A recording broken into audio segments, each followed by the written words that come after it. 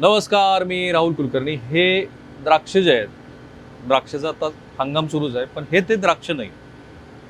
हे छोटे छोटे हे वाईनचे द्राक्ष आहेत. खरं म्हणजे आपलं वाईन धोरण ना, मला नेहमी असं वाटतं की श्री शरद पवार यांनी प्रयत्नपूर्वक जे वाईन धोरण आणलं होतं त्या धोरणाला सातत्य मिळालं नाही.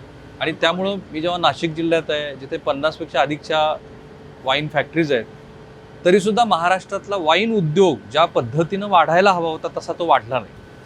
मधल्या काळामध्ये महाविकास आघाडीचं सरकार होतं तेव्हा एक प्रयत्न जरूर झाला होता की विशिष्ट संख्येनं असलेल्या दुकानामधनं वाईन मिळायला हवी, कारण त्याला आता अन्नपदार्थ म्हणून आपण पाहतो. फ्रान्समध्ये तसंच आहे, मी इस्रायलला गेलो तर इस्रायलमध्ये तसंच आहे, अगदी मिडल ईस्टमधल्या अनेक देशामध्ये अशा पद्धतीनं तुम्हाला वाईन टेस्ट करायला मिळते. पण मग ह्या वाईन इंडस्ट्रीतली सध्याची संधी म्हणून जी काही उद्योग म्हणून रोजगार म्हणून ती कशी आहे ती समजून घ्यायचं असेल तर पुन्हा ऑब्व्हियसली तुम्हाला नाशिकलाच यायला लागेल. आणि मी नाशिकलाच आलो आहे, बरोबर तुम्ही ओळखलं. पाटील साहेब, स्वागत आहे तुमचं. या, तुमचाच परिचय करून द्या.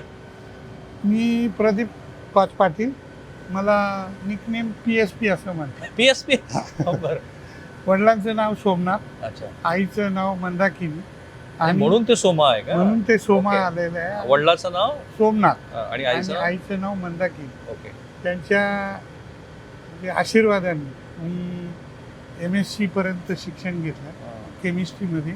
आणि नंतर ॲक्सिडेंटली एक आमच्या गावी पिंपळगावला एक कोऑपरेटिव्ह वायनरी सुरू होणार होती. ओके. आणि त्यांना एक फ्रेंच माणसाबरोबर काम करणारा केमिस्ट किंवा असिस्टंट वाईन मेकर त्यांना हवा होता. आणि तिथे मग माझ्या या वाईन उद्योगात एंट्री झाली. त्याच्या अगोदर मी GNFC गुजरात भरूचला मी त्यांच्या एका प्रोजेक्टवर काम करत होतो. पण तुमचं मास्टर जे झालं ते याच्यामध्ये सायन्समध्ये ऑर्गॅनिक केमिस्ट. पण तुम्ही मला पहिल्यांदा भेटलात त्यावेळेला तुम्ही असं म्हणालात की वाईन हे माझं पॅशन. हो, मग त्या फ्रेंच माणसाबरोबर मी जेव्हा काम केलं आणि त्याचं जे बघितलं ते वाईन बनवण्याचं पॅशन आणि त्याचं तो प्रत्येक गोष्ट स्वतः करायचा. आणि आम्हाला जेव्हा त्यांनी जे शिकवलं तर त्यावेळेला त्यांनी त्याची जी ॲटिट्यूड होती किंवा त्याची जी त्या ग्रेप्स हाताळणे, ग्रेप्स कसे टेस्ट करायचे आहेत, ग्रेप्समध्ये काय बघायला पाहिजे, आणि ग्रेप्स वाईन खरी विनयार्डमध्ये बनते असं त्या लोकांचं म्हणणं आहे. म्हणजे विनयार्ड म्हणजे जो शेतकरी आहे किंवा जो वाईन मेकर आहे तो ती वाईन बनवण्यासाठी जी द्राक्ष आहे ती त्या क्वालिटीची आहे का. आणि ती त्याच्यासाठी 2 टेस्टच्या मेथड आहे. एक तर खाऊन बघायचं, आम्ही खाऊन ठरवतो की हे ग्रेप्स कधी हार्वेस्ट करायचे, मग याची वाईन कशी बनणार आहे, तिच्यामध्ये काय कॅरेक्टर्स येणार आहे, मग तिथनं पुढे तिचा एवढा अनुभव तुम्हाला असायला हवा की साध्या चवीनं तुम्हाला कळलं पाहिजे की हे आता वाईन बनवण्यासाठीचे द्राक्ष तयार झालेत की. बरोबर. आता थोडंसं अलीकडे तुम्ही पहिला प्रश्न जो महाराष्ट्राच्या मनातला असतो तोच आपण आता घेऊया की जे रेग्युलर द्राक्ष असतात आणि हे जे द्राक्ष आहेत ह्याच्यात फरक काय आहे? बेसिक फरक तर याच्यामध्ये साईजचा फरक दिसतो, छोटे आहेत हे द्राक्ष. दुसरा फरक यात सीड्स आहेत, बी आहे याच्यात, सीड्स असतात, बिया असतात. तिसरा फरक तुम्ही जरी खाल्ले ना तर बघा तुम्हाला टेस्ट कशी लागते, स्पायसी, ग्रासी किंवा असे वेगवेगळे फ्लेवर्स येतात. याला नॅचरल आहे, याला फुगवलेलं नाही. जे आपण खाण्याचे द्राक्ष बघतो त्याला जिब्रेलिक ॲसिड किंवा हे देऊन त्याची साईज वाढवली जाते. ओके. म्हणजे पहिला मुद्दा हा की वाईनसाठीचे जे द्राक्ष असतात त्याला कुठलंही बाहेरनं काही दिलेलं नाही आहे, निसर्गतः ते तयार झालेलं. हे बरोबर ना? येस. ओके. दुसरा प्रश्न जो महाराष्ट्रातल्या अनेक प्रेक्षकांना पडेल आता हे बघताना की ह्या वाईनसाठीच्या द्राक्षांचे प्रकार किती? याच्यामध्ये जवळजवळ 3-4 हजार प्रकारच्या व्हरायटी आहेत. म्हणजे युरोपमध्ये, इटलीमध्ये इटालियन वेगळी आहे, जर्मनीच्या काही लोकल ग्रेप्स आहेत. अशा वेगवेगळ्या ग्रेप्सच्या व्हरायटी आहेत. पण ज्या वर्ल्ड वाईड ज्या कॉमन आहेत, व्हाईट वाईनमध्ये एक 15 व्हरायटीज आहेत, रेडमध्ये एक 15-20 व्हरायटी आहेत. ह्या 2 ज्या किंग व्हरायटीज आहेत त्याला शॅडोने, रिझलिंग, सॉव्हिग्नॉन ब्लॉ, शनीन ब्लॉ असे वेगवेगळे नावं आहेत. पण आता तुम्हाला इथं नाशिकमध्ये हे मिळतात का? हो, हे ज्या वेळेला माधवराव खंडेराव मोरे म्हणून त्यांनी एक कोऑपरेटिव्ह वायनरी सुरू केली होती, जिथे माझ्या वाईनच्या याचा श्री गणेश झाला. त्यांनी या प्लांट्स आणि या व्हरायटी इम्पोर्ट केल्या होत्या. ओके, परदेशात आणले होते, दाखवा हो. जरा. आणि मग त्याचं मल्टिप्लाय करून आज 15-20 वर्षामध्ये ह्या बऱ्यापैकी व्हरायटी ज्या वर्ल्ड वाईड कॉमन आहेत ते त्याचा आपल्या नाशिकमध्ये नाशिकमध्ये किती महाराष्ट्रात शेतकऱ्यांकडे आणि साधारणपणे किती उपलब्धता आहे तुम्हाला आपल्या महाराष्ट्रात एक 4-5 हजार टन वार्षिक? महाराष्ट्रात म्हणजे नाशिकला मिळतं आणि इतर मिळून असे 8-10 हजार टन वाईन व्हरायटीचे द्राक्ष अवेलेबल आहेत. आणि पाटील साहेबांची वायनरी तुम्हाला पूर्ण आजपर्यंत तुम्ही वाईन मेकिंग जे बघितलं असेल त्याहीपेक्षा तांत्रिक ज्ञान, अगदी मला असं कळलं की वाईनचे जे ग्लास आहेत त्याचे पण प्रकार आहेत. आणि जे शॅम्पेन असते ते शॅम्पेन ही खरं शॅम्पेन नाहीच आहे, ते मुळात ते फ्रान्समधल्या एका विशिष्ट भागाचं नाव आहे. आपण त्याला म्हणतो की हे भारतीय शॅम्पेन वगैरे. हे काय गंमत आहे हे सगळं मी तुम्हाला सांगणारच आहे. आता इथे पहिल्यांदा इथे द्राक्ष आले, देन व्हॉट नेक्स्ट?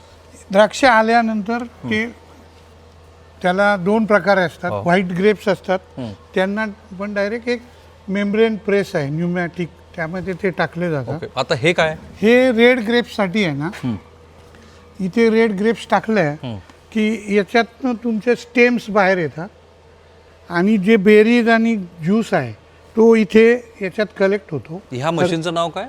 हे डिस्टेमर या डिस्टेमर मध्ये तुम्हाला स्टेम बाजूला जातात. ओके, स्टेम म्हणजे तुमचे काड्या काड्या. हा, ओके, ते बाजूला जातं पहिल्यांदा. रेडसाठी रेड वाईन बनवताना आपल्याला रेड जो कलर असतो ना स्किनचा तो वाईनमध्ये येतो. फाईन. त्याचा ज्यूस सुरुवातीला साधारण व्हाईटच असतो.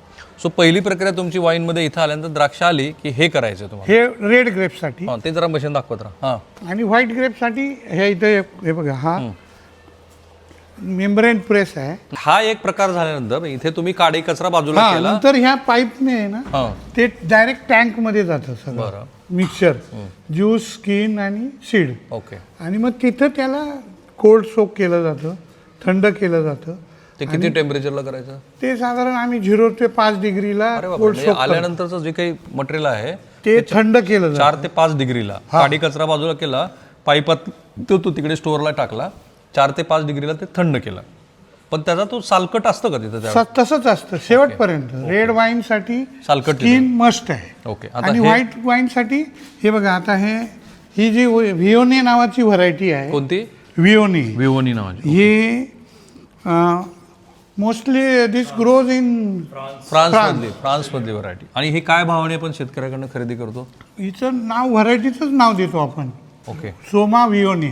बरं. आणि काय भावाने खरेदी करतो? हे आता आम्ही 75 रुपये किलो पर किलो.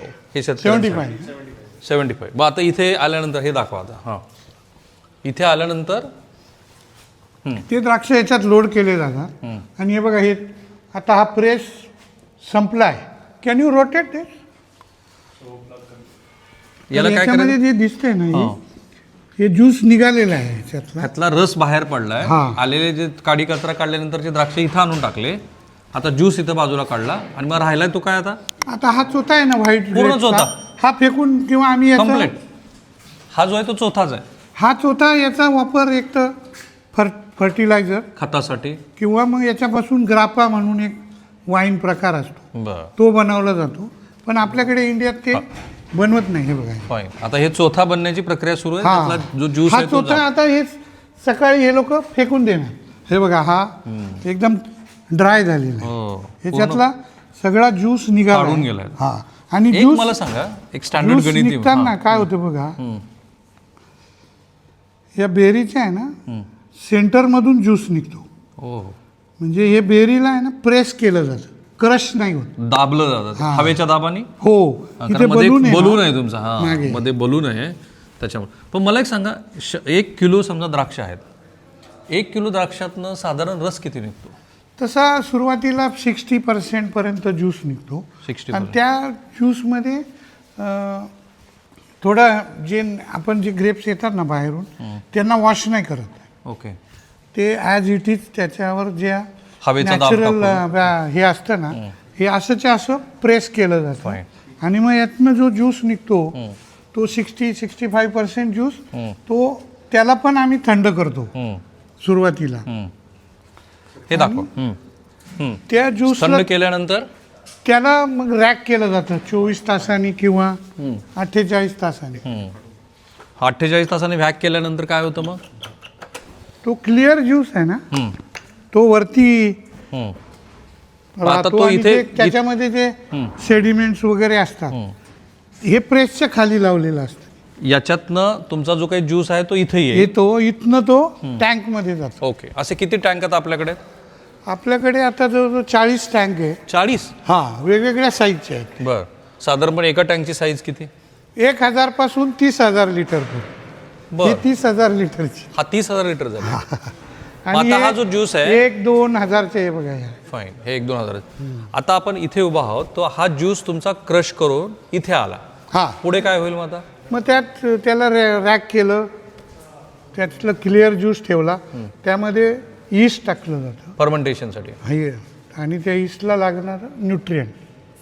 आणि तो ज्यूस खराब होऊ नये त्याच्यासाठी एक सल्फाईट असतं. ओके ते वाईन त्याच्याशिवाय बनू शकत नाही. ओके. आणि मग त्या फर्मेंटेशनची प्रोसेस सुरू होते. ती साधारण 2 ते 3 आठवडे चालते. चालते. म्हणजे तुम्ही 1 आणलेलं महिना ज्यूस- लागतो ओके. त्या वाईनचं फर्मेंटेशन पूर्ण व्हायला. मग त्याला पुन्हा थंड केलं जातं. त्यासाठी किती डिग्री सेल्सिअस मध्ये तेव्हा ते 0 ते 5 डिग्री तीच स्टँडर्ड आहे. तीच. आणि मग नंतर त्यातलं जे सेडिमेंट्स आहे ते खाली येतात आणि ती जी राहिलेली वाईन आहे ती ओके. म्हणजे आता सेमी फिनिश वाईन तयार होते. राईट.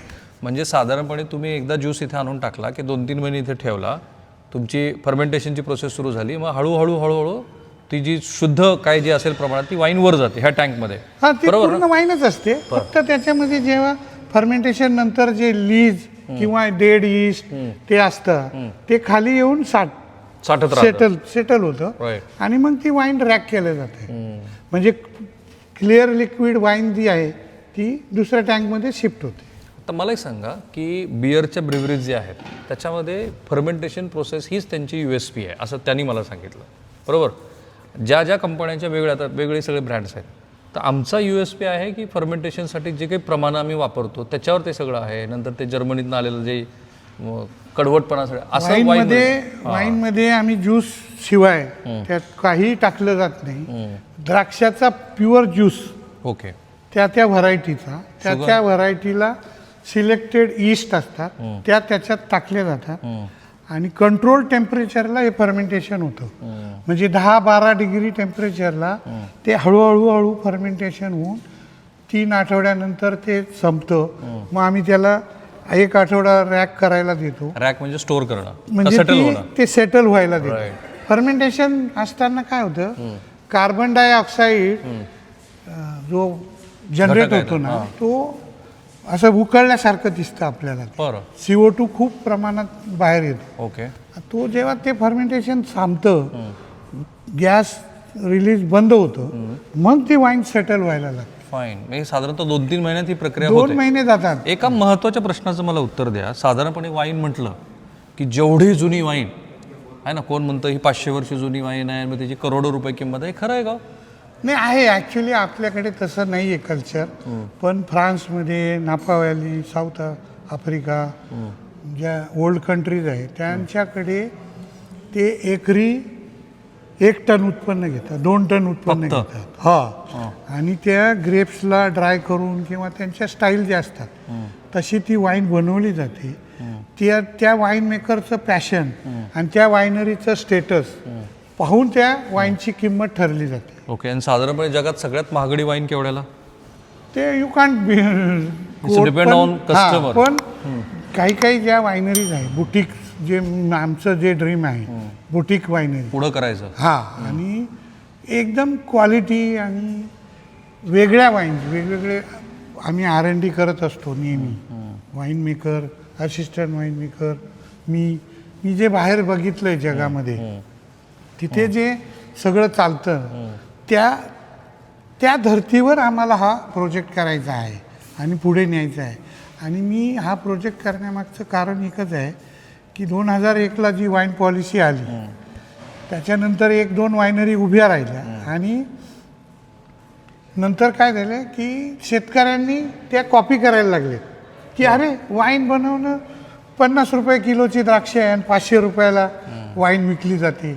मग काही शेतकऱ्यांनी वाईनरीज टाकले आणि त्यांच्याकडे एक्सपर्टाईज नव्हतं, वाईन मेकर नव्हता, हायजीन नव्हता, क्लिनिंग नव्हता, त्यांच्याकडे हॉस्पिटॅलिटी नव्हती, टेस्टिंग रूम नव्हता, लोकेशन नव्हतं.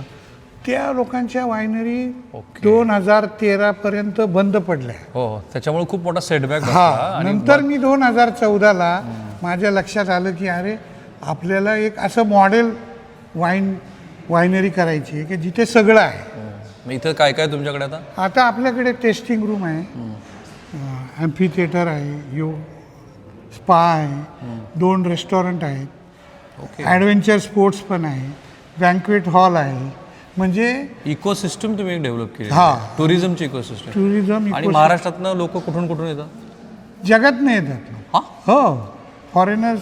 आता आपल्याकडे एक फॉरेनर्सचं वेडिंग होतं, 150 फॉरेनर होते 4 दिवस. पण मग आता मला सांगा, महाराष्ट्रातले प्रेक्षक जे इथं तुमचा आता हा भाग बघतील, ज्यांना स्वतःला द्राक्ष लावायचे आहेत किंवा ह्यांना पण ह्या व्यवसायामध्ये आपण सहभागी व्हावं असं वाटतं, तर ते इथे येऊन तुमच्याकडे हे बघू शकतात? हो, बघू शकतो. मी पण मला वाटतंय की क्वालिटी वाईन मेकर्स महाराष्ट्रात, इंडियात यावेत. भारतामध्ये वाईनची जी क्वालिटी आहे ना ती आत्ता कुठे स्टार्ट झालं आहे. आत्ता कुठे क्वालिटी वाईन्स आणि क्वालिटी वाईन्सला डिमांड यायला लागले आहे. आणि त्यामुळे वाईन हा काही ब्रेड अँड बटर नाही होऊ शकत. पण ठीक आहे, पण सुरुवातीला ओके. पण ह्यात व्यवसायाची संधी किती आहे? खूप तशा आहे. हां, जर तुमच्याकडे प्रॉपर तुम्हाला नॉलेज असेल वाईन मेकिंगचं किंवा तुम्ही परदेशात जाऊन वाईन मेकिंग शिकून आला आहे आणि तुम्ही बघितलं आहे तिथल्या सगळ्या कल्चर आणि हे, तर हा बिझनेस छोट्या प्रमाणात, म्हणजे मासमध्ये नाही, पण तुम्ही 50,000, 10,000, 1,00,000 लिटर क्वालिटी वाईन बनवून तुम्ही जर त्याला अवॉर्ड्स मिळवलेत किंवा त्या प्रकारचं व्हिजन ठेवून काम केलं तर it will be passion will converted into business. हो, आणि म्हणून मी म्हणतो की ह्या मालिकेचं वैशिष्ट्यच ते आहे की मी ह्या मालिकेच्या माध्यमातून रोजगाराच्या संधी आणि व्यवसायाची वृद्धी दोन्ही गोष्टी दाखवतो. अनेक लोक आता आम्हाला फोन करतात की आमच्या ह्या व्यवसायाची माहिती तुम्ही द्या, या व्यवसायाच्या माध्यमातून एक इकोसिस्टम तयार होऊ द्या. आता 5 पाटलांनी सांगितलंच आहे आपल्याला की हा व्यवसाय कसा होऊ शकतो, किती त्याच्यामध्ये स्थान आहे. मला माहिती आहे, मी फक्त टँकपर्यंतच येऊन थांबलेलो आहे. प्रत्यक्षात वाईनचे प्रकार वगैरे सगळं त्यांच्याकडे समजून घेणारच आहे.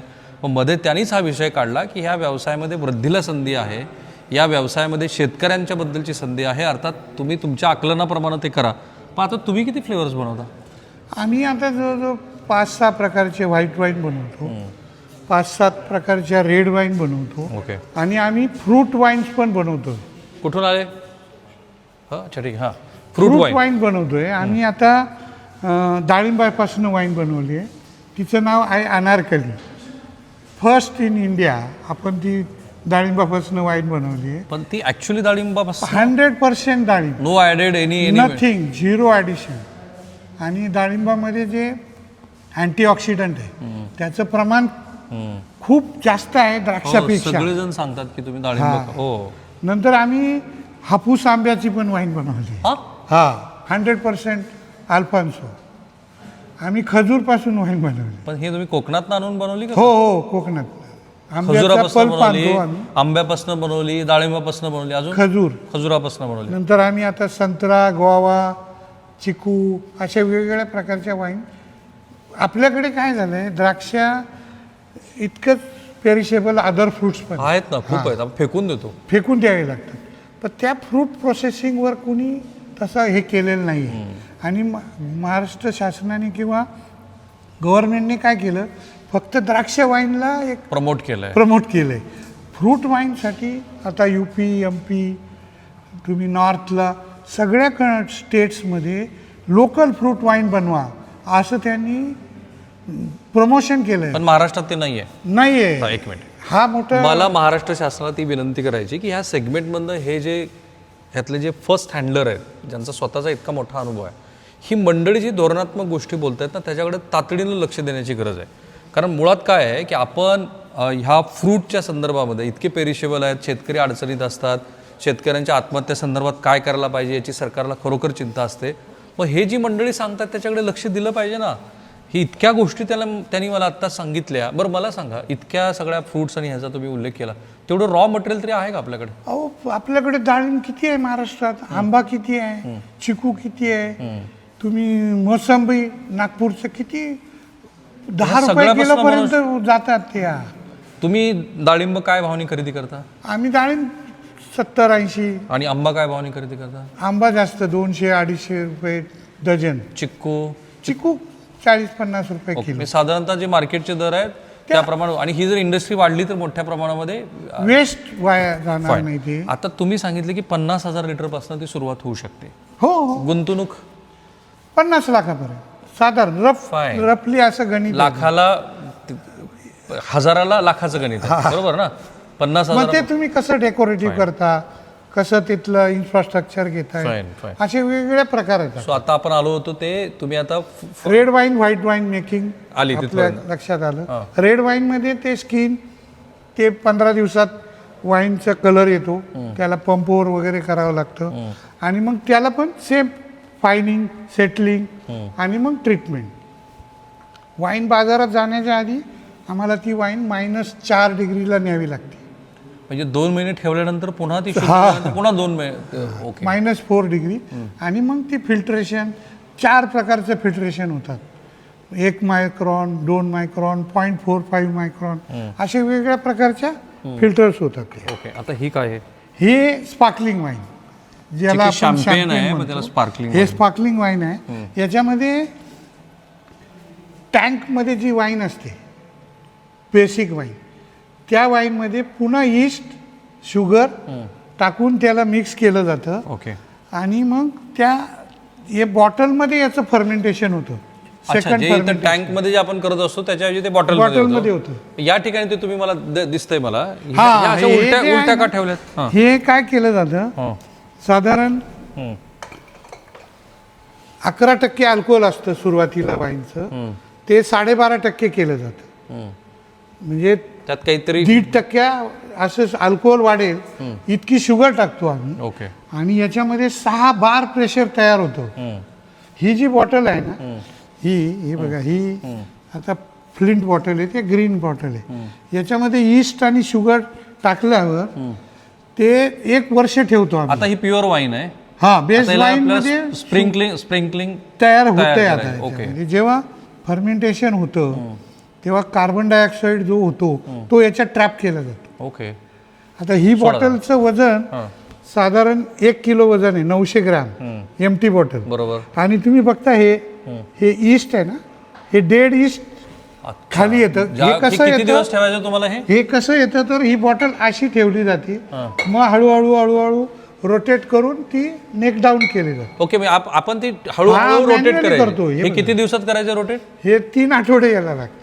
ओके. हे डेड जे तुमचे ईस्ट आहे ती काढण्याची ही प्रक्रिया आहे. त्यानंतर स्पार्कलिंग वाईन तयार होते. हे नॉर्मल ईस्ट काढण्यासाठी इथे एक नेक फ्रीजर आहे बघा, दाखवा. पहिल्यांदाच मी तुम्हाला सांगतो की अशा पद्धतीनं वाईन संदर्भातले इतके बारीक बारकावे तुम्ही बघत आहात. व्यवसायाची संधी पण मी सांगतोय, राज्याची धोरणं पण सांगतो आहे. आणि थँक्यू पाटील साहेब की तुम्ही ते तुमच्या इंडस्ट्रीत आम्हाला यायची संधी दिली आणि दाखवली. हे बघा, हे आता आईस प्लग तयार झालं इथे. Ice plug? हा बघा, म्हणजे तो जो डेड झालेला तो भाग इथे आहे. जेव्हा हे उघडू ना आपण, हे उघडल्यावर तो आईस प्लग ती घाण घेऊन बाहेर फेकलं जातं. आणि मग त्याच्यात परत आम्हाला डोस करावं लागतं. हे बघा, मी तुम्हाला दाखवा.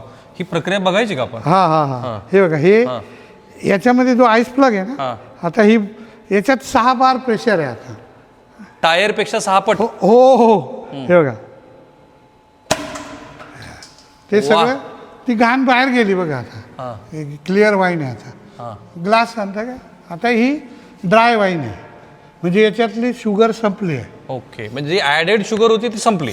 तिच्यामुळे 6 बार प्रेशर तयार झालं. आणि मग ते आता ते जे डेड ईस्ट जे होता ते निघून गेलं. आता ही प्युअर वाईन आहे. आता ही आता ड्राय आहे. 1 मिनिट थांबा. फार प्रेक्षकांना पडलेला प्रश्न, त्याचं उत्तर मी पाटलाकडनं घेतो. पाटील साहेब, वाईन टाकताना टाकायची कशी ग्लासमध्ये? शॅम्पेन तर अशीच पोर कर.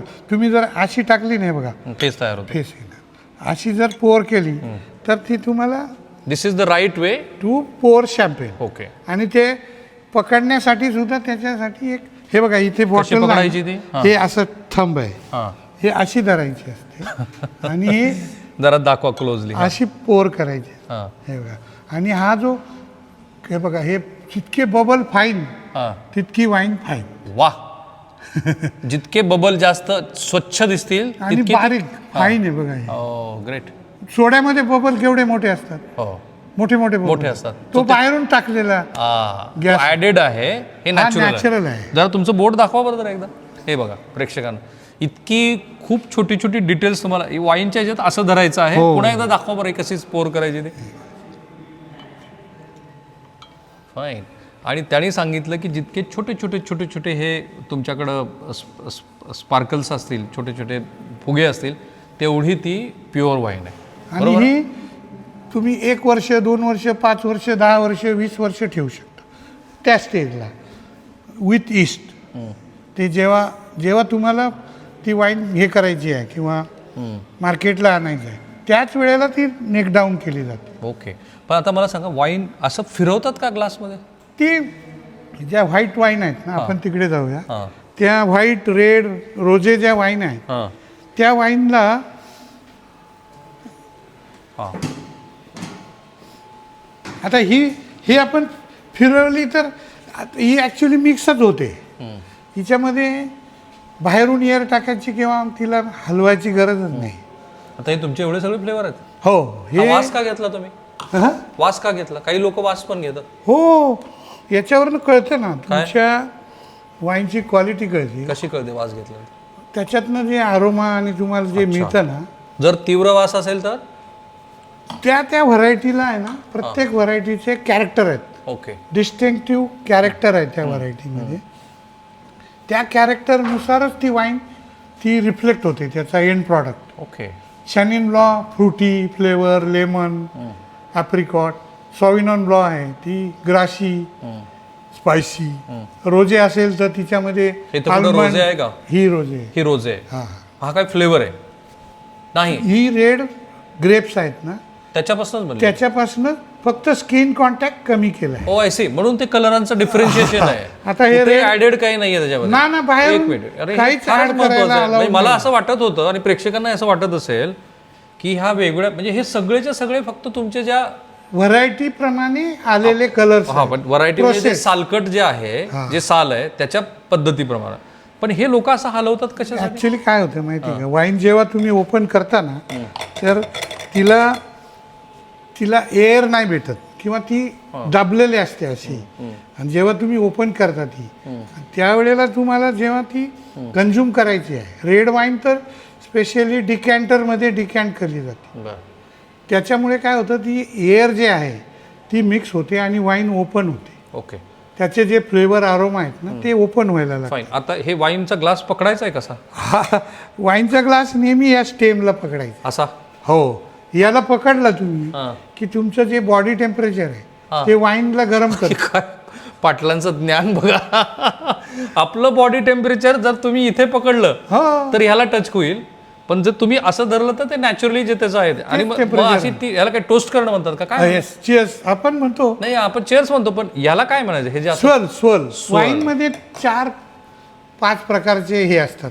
वाईन जेव्हा आपल्याला कुणी पोर करतं ना देतो तेव्हा आपण बघतो सी म्हणजे कलर कसा आहे. ओके. पेल येलो आहे, डार्क येलो आहे, Great. लाईट येलो आहे, हां. गोल्ड आहे, हां. लाईट गोल्ड आहे. हां. ते सी त्याला म्हणतो सी. ओके. हा दुसरा झाला एक स्वर्ल. स्वर्ल. स्वर्ल म्हणजे हा हे फिरवणं, फिरवा. असं फिरवायचं. आणि काय होतं स्वर्ल तुम्हाला केलं? हा? स्वर्ल केल्यानंतर काय त्याने एअर आणि वाईनचं इंटरॅक्शन होतं आणि वाईनमध्ये जे ॲरोमा आहेत ते रिलीज व्हायला लागतं. ओके. आणि तिसरं काय होतं? सिप. सिप. हां सगळ्यात महत्त्वाचं. मला अनेक लोकांनी सांगितलं की वाईन सिप करत असताना ती ॲक्च्युली तोंडातनं घोळायला पाहिजे. येस. त्याच्यामुळे काय होतंय, हां.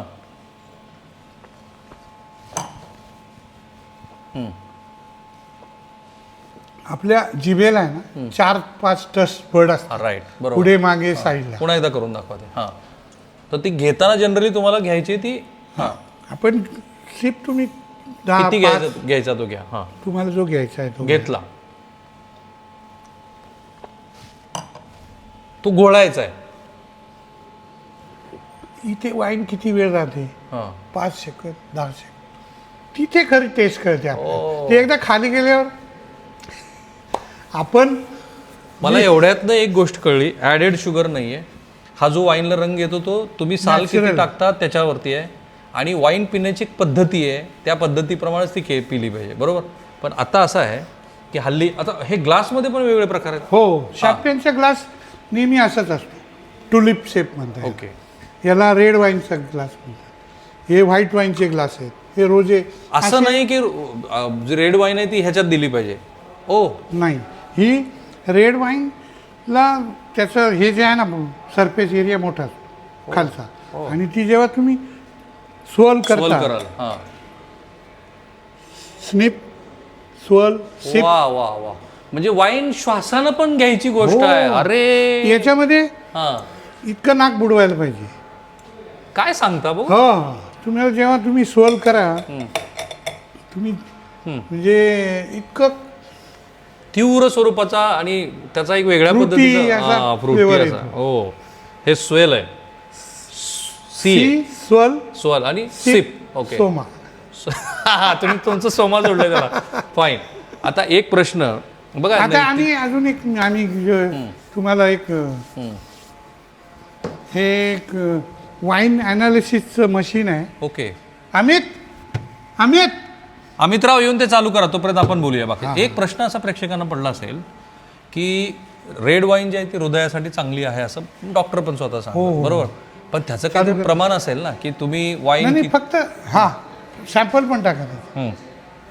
हे टेस्ट करू बघा. पण त्याचं काहीतरी प्रमाण असेल ना की वाईन हे हो, तुम्हाला ऍक्च्युली तसं म्हटलं जातं, glass 1 glass full keep away you from doctor. Okay. त्या वाईनमध्ये खूप प्रकारच्या अँटीऑक्सिडंट बॉडीज आहेत, फ्लेवेनॉइड आहेत. त्याच्यामध्ये जे आपल्या बॉडीला आता आपण टेस्ट करतो. हां थांबा. हां जे आपल्या बॉडीला आवश्यक असतात मायक्रो लेवलमध्ये, ते वाईनमध्ये किंवा द्राक्षामध्ये असतात. द्राक्षाचं काय करतो आपण, फक्त साखरेचं अल्कोहोल करतो. त्यामध्ये जे बाकीचे कंटेंट असतात ना ते ॲज इट इज वाईनमध्ये येतात. पण त्याच्यामध्ये एक समजा 250 ml ची वाईन आहे तर त्यात कॅलरीज किती आहेत? 250 ml मध्ये एक ग्लासमध्ये साधारण 100 कॅलरीज असतात. कारण हा प्रश्न आता हेल्थ कॉन्शियस जे लोक आहेत हो, त्यांना हो, पडणार, तुम्ही- बरोबर.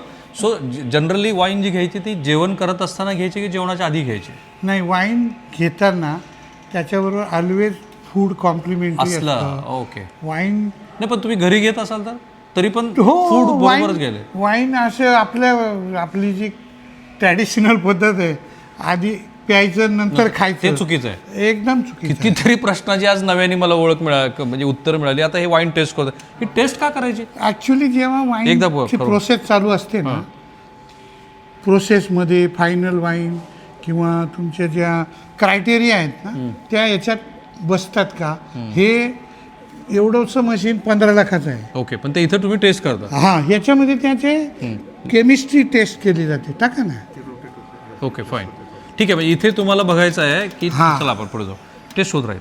इथं तुम्हाला बघायचं की वाईन ऍक्च्युली त्या दर्जाची आहे की झाली नाही. की नाही. म्हणजे 2 प्रकार आहे टेस्ट करा वाईन क्वालिटीचे. एक तर तुमची सेन्सरी इव्हॅल्युएशन म्हणतात त्याला, जे आपण जिभेच्या swirl ते जिभेच्या करतो. बर्ड्स वरती जे हां, तुमचं आहे. हां. ओके. आणि दुसरे केमिस्ट्री असते त्या वाईनची. त्याचा पीएच बरोबर आहे का, ऍसिड आहे का. हे मगाशीपासून मी बघतोय, हे काय आहे? हे आता जे आपण शॅम्पेन जेव्हा आपण ते ओपन केली ना तर तिला असा कॉर्क लागतो. कॉर्क म्हणतात त्याला. हो. टोपण आहे थोडक्यात ते. हे बघा, हे असं. ओ. हे तो जेव्हा आपण ओपन करतो ते 6 बार आहे ना, ते 5.5 बारवर येतं. ओके. मग त्याला कॉर्क आणि हे वायर लावलं की तो गॅस पण जात नाही, प्रेशर डेव्हलप राहतं, आणि मग त्याला हे असं ड्रेसिंग केलं जातं. मग ही फिनिश प्रोडक्ट आहे तुमचा. हे रोजे स्पार्कलिंग वाईन आहे. ओके. एक ब्रूट प्रकार आहे, त्याच्यात सेक प्रकार आहे, डेमी सेक आहे. आपल्याकडे काय झालं, इंडियामध्ये वाईन पिणाऱ्यांना आहे ना, आत्तापर्यंत फक्त युरोपियन किंवा बाहेरच्या वाईन मिळत होत्या. आपला इंडियन पॅलेट खूप स्वीट साईडला आहे. मग आम्ही म्हणजे BRICS आमच्या जास्त. लक्षात आलं की अरे इंडियन लोकांसाठी वाईन कोणीच बनवत नाही आहे किंवा बनवली जात नाही. मग आम्ही काय केलं, एक सेम व्हरायटी तिला 2 प्रकारे केलं, एक इंटरनॅशनल स्टाईल आणि एक इंडियन पॅलेटसाठी. ओके. मग ह्या पॅलेटमुळे त्या वाईनचं आम्हाला जो पाहिजे होतं फीडबॅक की इंडियन लोकांनी वाईन टेस्ट करावी, प्यावी, आस्वाद घ्यावा, फूड कॉम्बिनेशन त्याचं भाई करावं. आप थोडा इस तरफ आ जाइए. हां हां, मग ते भारतीय लोकांनी घ्यावी म्हणून तुम्ही आता याचा 2 प्रकारे केलं त्याला, एक गोल्ड आणि सिल्वर. मुझे आपसे एक सवाल पूछना आइए, क्योंकि आप न्यूजीलैंड में पढ़े हैं, हमारे दर्शक देख रहे हैं, आपको तो पूरा ग्लोबल सिनेरियो पता है. ये कह रहे हैं कि बहुत ज़्यादा प्रॉस्पेक्ट अभी भी बचा है, मतलब हुआ ही नहीं, स्टार्ट ही नहीं हुआ है. तो ग्लोबल सिनेरियो क्या है वाइन का, और हम लोग कहाँ पे कॉन्कर कर सकते हैं? एक्चुअली देखा जाए तो इंडियन वाइन इंडस्ट्री. अच्छा, आपका नाम, सॉरी मैं, मेरा नाम जयकृत. हाँ. मैं यहाँ पे वाइन मेकर हूँ. और आप कहाँ पढ़े हैं और क्या पढ़े हैं? न्यूजीलैंड में मैंने पढ़ाई करी है वाइन मेकिंग का. अच्छा, एंड फिर बाहर ही मेरा वाइन मेकिंग एक्सपीरियंस है. Fine. न्यूजीलैंड में, ऑस्ट्रेलिया में, Chile, fine Europe side, and then now sir के साथ. फाइन. तो वैसे तो देखा जाए इंडियन वाइन इंडस्ट्री अभी बहुत रिसेंट ही है. Okay. अगर आप यूरोप से कंपेयर करेंगे, ओशियानिक कंट्री से कंपेयर करेंगे, नॉर्थ अमेरिका, हम बहुत टाइनी इंडस्ट्री है. तो पोटेंशियल एक्चुअली इतना है कि हमें भी नहीं पता, सही बताएं तो. But Okay. उसको चैनलाइज करना, एक सही डायरेक्शन पे लेके जाना, R&D करना, वर्किंग टुगेदर, कोलैबोरेटिव एफर्ट चाहिए, रादर देन कि नहीं मेरा वाइन तुमसे बेटर है.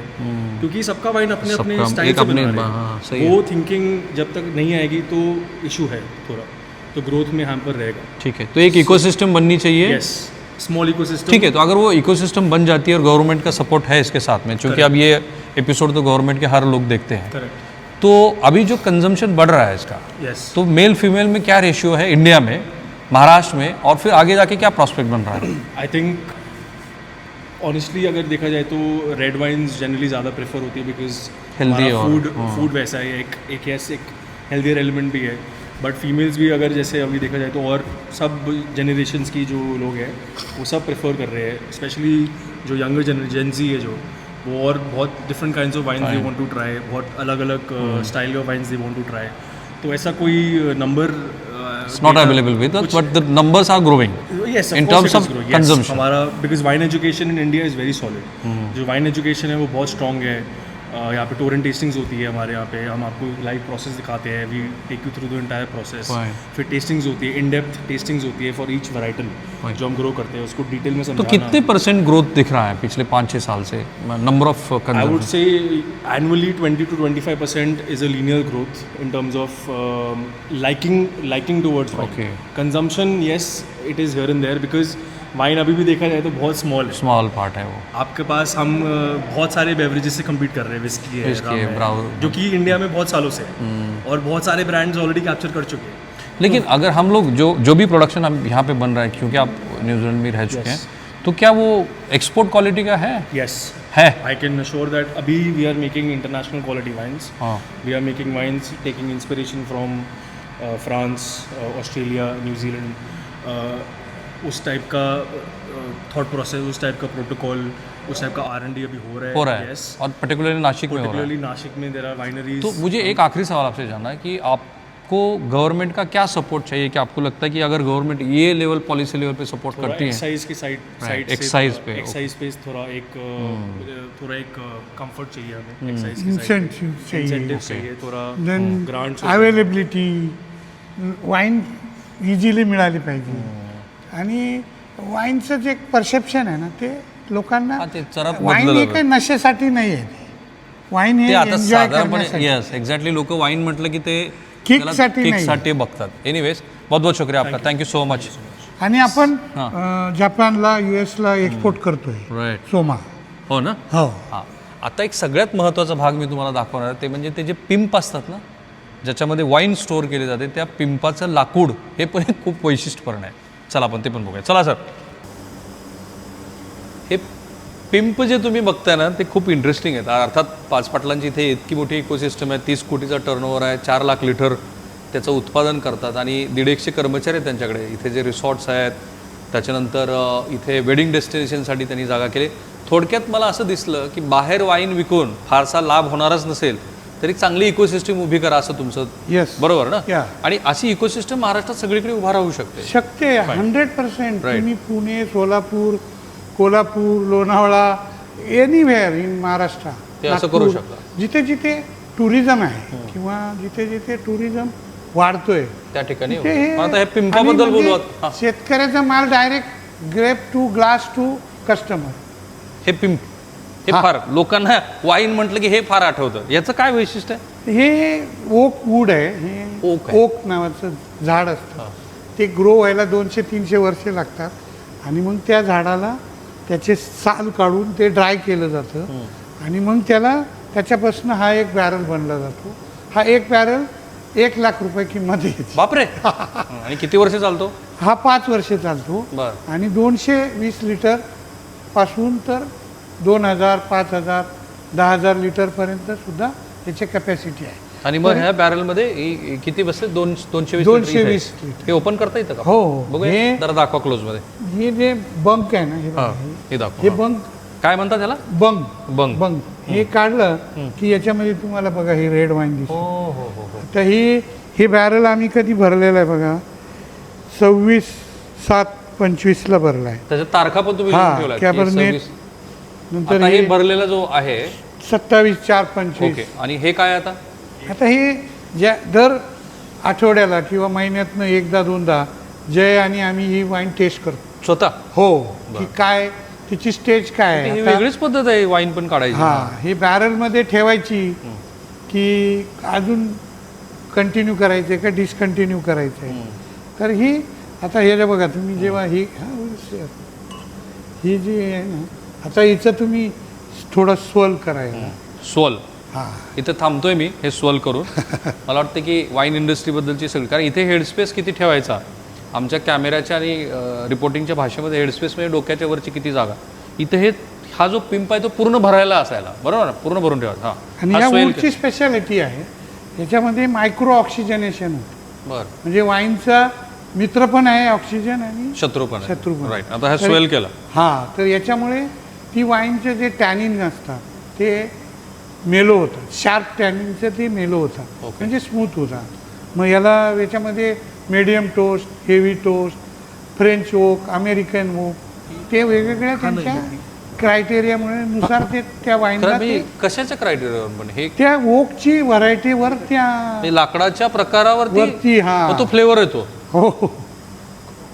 आणि आता- टोस्ट आता हे बघा तुम्ही तुम्हाला तो हो हा जो स्मेल आहे ना प्युअर द्राक्षाचा आहे आता. आणि त्याच्यात ते पण मग आता- बटरी हो. किंवा ते त्या व्हरायटीचे जे कॅरेक्टर्स आहेत ना ते एक्सप्लोर होतात ते. फाईन पण मग आता आपण हा डायरेक्ट पिऊ शकतो हो ही आम्ही ज्यांना खरंच पॅशनेट वाईन हवी आहे लवर आहे हां त्यांना आम्ही हे बॅरलमधून डायरेक्ट टेस्टिंग देतो. आणि वाईनला तुम्ही जेवढं मेकॅनिकल ऑपरेशन कमी कराल तेवढी ती द्यायचं. वाईनची हो, चला, क्वालिटी. आपण आता दोघं जण हे करूया हे चेअर्स करूया छानसं हे महाराष्ट्राच्या उद्योग व्यवसायासाठीचं चेअर्स आहे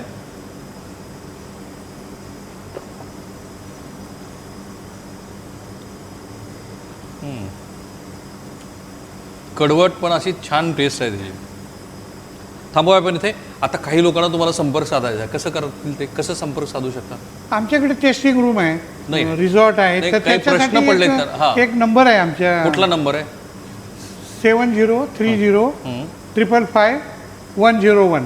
करेक्ट हे गिरीश म्हणून आमचे ठीक आहे गिरीश म्हणून आहे मॅनेजर आहेत. परफेक्ट ते तुमचे कुठल्याही प्रकारची तुम्हाला बर्थडे करायचं आहे, वेडिंग करायचं आहे, वाईन टेस्टिंग करायचं आहे तुम्हाला मुख्यत्वे आपला विषय वाईन वरती आहे त्यामुळं पण टुरिझम याच्याशिवाय ठीक आहे. हे हँड इन हँड आहे. Fine. नुसतं वाईनरी चालू शकत नाही नाही. पाच पाटील साहेब थँक्यू सो मच तुम्ही महाराष्ट्राला आज एक नवीन गोष्ट सांगितली त्यांनी अलाउड केलं म्हणून तर आम्ही वाईनरीमध्ये येऊ शकलो आणि तुम्हाला हे दाखवू शकलो. तुम्हाला जे जे काही प्रश्न पडलेत ते तुम्ही यांच्या एक तर त्यांची वेबसाईट आहेच सोमा इंडस्ट्री नावाची त्यांच्या वडिलांना पण मी भेटणार आहे कारण मला वयोवृद्ध माणसांना भेटून त्यांच्याशी गप्पा मारायला आवडतं कारण त्यांनी ते आयुष्य जगलेलं आहे की ज्या आयुष्याची आत्ता महाराष्ट्राला नितांत गरज वाटते. पण आता ह्या वाईन इंडस्ट्रीबद्दलचं तुमचं आजचं हे सगळं जे काही पाहिलं तुम्ही त्यानंतर काहीतरी मत असेल या व्हिडिओच्या कमेंट बॉक्समध्ये जरूर टाका. त्यांनी नंबर दिलेला आहे, त्या नंबरवरती संपर्क साधत राहा. आणि पुन्हा मी तुम्हाला सांगतो, मी राजकीय विश्लेषण करतोच, आर्थिक करतो, सामाजिक करतो, पण इंडस्ट्रीची जी काही टूर आम्ही करतो आहे ती महाराष्ट्राची गरज आहे आणि महाराष्ट्राच्या हिताचीच ही पत्रकारिता आहे. सो थांबूया आपण इथे. थँक्यू, धन्यवाद.